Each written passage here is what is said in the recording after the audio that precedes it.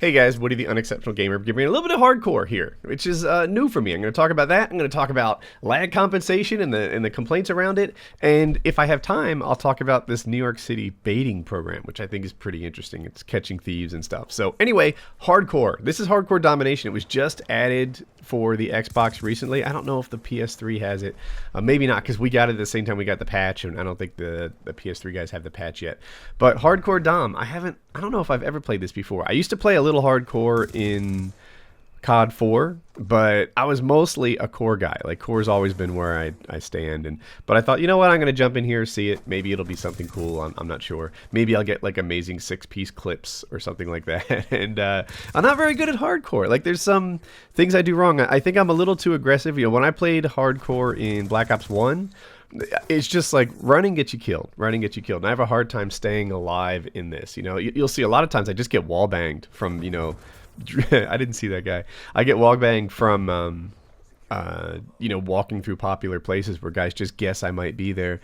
And there are other times when, you know, whatever, I just lose gunfight. Whatever, I die a lot in hardcore. I think it might be the natural thing. Teammates kill me, like I just killed my teammate right there. More of that to come, by the way.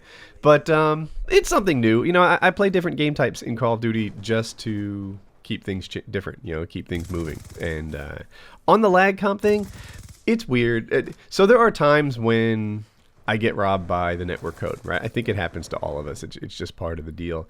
But I think there's a lot of times when I or people assign this, like, you know, I got robbed thing, and they really didn't. People act like Black Ops 2 has the worst network code that we've ever seen before.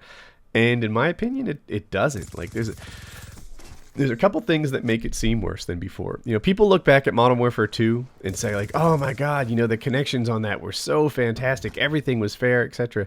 I don't think that's really true. Like, I think that we have a population in Call of Duty that's improving at the game. When I play Battlefield 3 and I lose a gunfight, I'm not quite sure why I lost that gunfight. You know, I'm kind of new at the game. I make my mistakes, and it's just like, yeah, you know, what did I do wrong there? How can I get better? When I play Call of Duty, within the first couple bullets I land or have landed on me, I know where I stand connection-wise. That didn't used to be the case for me. And by the way, people, you know, dedicated servers, etc. Dedicated servers are not... That doesn't mean you'll get perfect connections all the time. It just means you'll have a pretty predictable connection, you know? Like, I've played Battlefield 3 at times where I couldn't find the server or the game type that I really wanted, so I'm on like a 75 or 80 millisecond ping, which is not really good. It's not really bad, but it's not what you're looking for. And, you know, that's part of the deal. Dedicated servers just mean that you'll be connecting to a server and you'll have that server's connection. Now I'm getting wall bangs. Whereas, you know... Oh, I killed another teammate right there. He ran right in front of my bullets.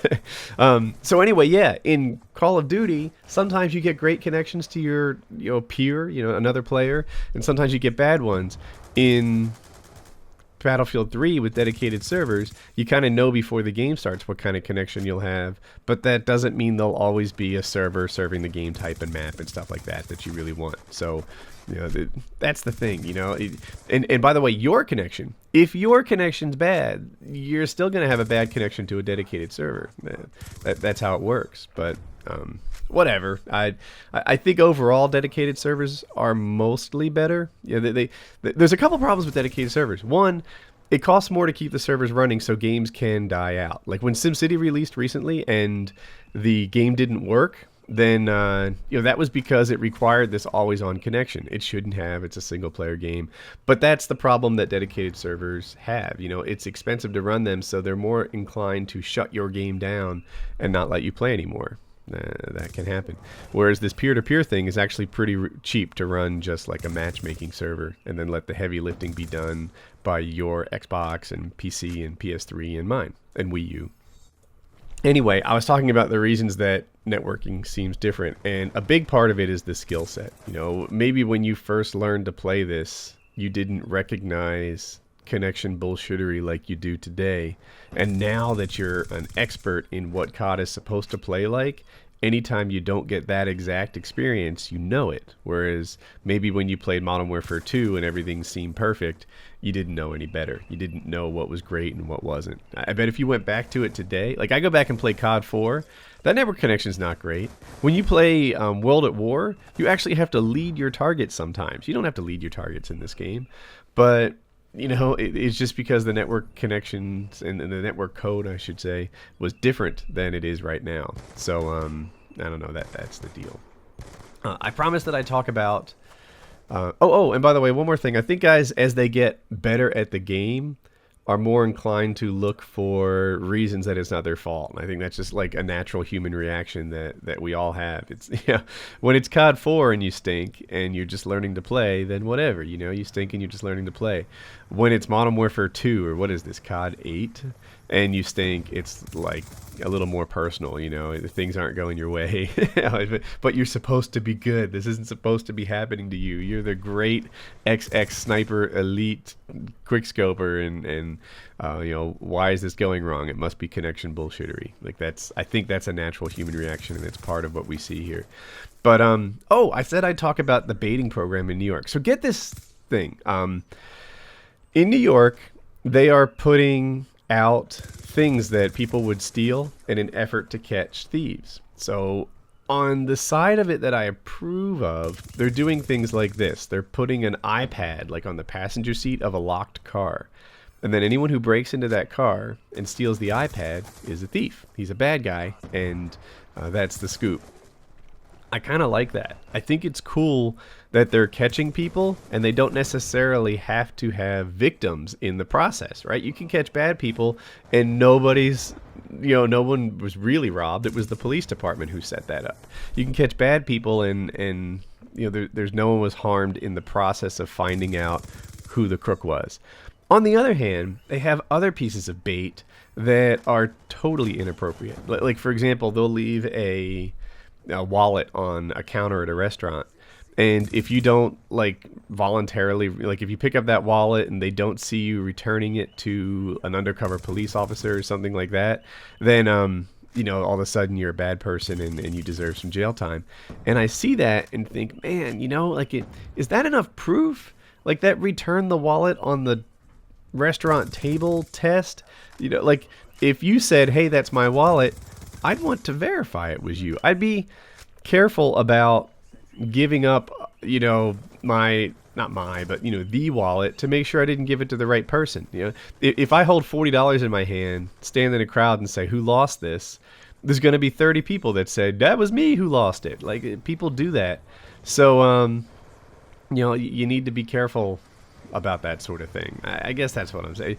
And then, also there's like a racial component. When they put out these bait programs, they're doing it in neighborhoods that are primarily minority, right, and low income, and they're not doing it in these wealthy white suburbs. And I don't know. I think on one hand, look, there is a little less crime in wealthy suburbs. That's part of the deal. So maybe that's not the best use of police resources to put an iPad in a locked car. I mean, I had a notebook computer in my locked truck for 2 years and nobody bothered it. So, the police might not have any success if they did that in my neighborhood. But, it is. On the other hand, I can see how you'd be like, well, they're sort of targeting these guys, trying to make criminals out of them to some extent. So that exists. Anyway, it's an interesting program. If done really well, I think it can be a good thing. But clearly, they're not always doing it well. And if there's a group that I don't trust above nearly all others, it might just be the New York City Police Department. They have maybe the Los Angeles Police Department's even worse. But, there's some history there with these guys, doing super bad things, like literally raping people with broom handles in the butt. Guys, terribleness. So anyway, yeah. The idea has potential, but you need the right people to execute it. Now watch this. We're losing C here in a second, and my teammate cleans it up, but then my own teammate comes rushing towards my spawn, and I take him out.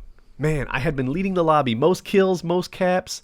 I thought maybe they were a little bit premature. I love the idea of killing people for team killing, but I was just doing my best. I wasn't trolling.